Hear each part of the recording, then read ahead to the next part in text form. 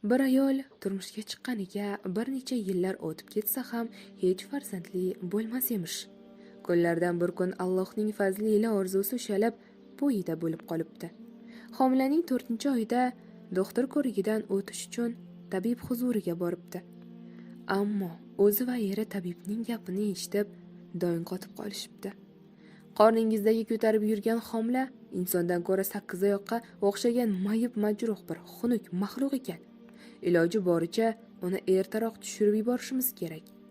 Chunki u tug'ilayotgan paytda sizning hayotingizni xavf-xatarga solishi mumkin, debdi tabib. Boshqa tabiblarga ham borib ko'rishgan ekan. Natija o'sha.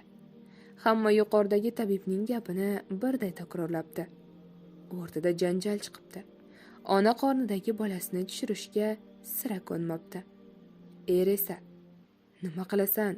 Tug'iliboq o'ladigan sakkizoyoq maxluqni tug'ib, unga qo'shilib o'zing ham o'lib ketasan-ku axir, deb bu ham tushirish zarurligiga qattiq oyoq tirab turib olibdi. Ayol esa o'z aytganida qolib, mayli, bu Allohning rozi bo'lib mening taqdirimga yozgani. Men ham u zotning yozganiga chin dildan roziman. Mayib bo'lsa ham uni ko'rib bir bag'rimga boskim kelyapti. Men o'z bolamni o'ldirmayman, debdi. Er jahli chiqib, xotinini ota-onasinikiga haydab yuboribdi. Homila oylari bir-birini tezda quvib o'tib, ayolning ko'zi yoriydigan vaqt ham yetib kelibdi. Shunda kutilmagan hodisa ro'y beribdi. Otaga qo'qqisdan quda tomondan telefon qilib qolibdi. Bolalaringizni ko'rgani tez yetib keling deb. Quloqlariga ishonmagan ota es hushni yo'qotay deb yalangoyoq holida tug'ruqxona tomon yelday uchib ketibdi. Ha, ajablanmang. O'sha sakkizoyoqqa o'xshagan maxluq bor yo'g'i 4 ta murg'ak farzand ekan. 2 o'g'il va 2 qiz. Faqat bechoralar bachadon ichida bir-biriga o'ralashib qolganidan qo'l-oyoqlari yagona bir bahaybat jismday ko'ringan ekan. Buni esa ojiz o'zi apparatlar to'g'ri ko'rsata olmagan.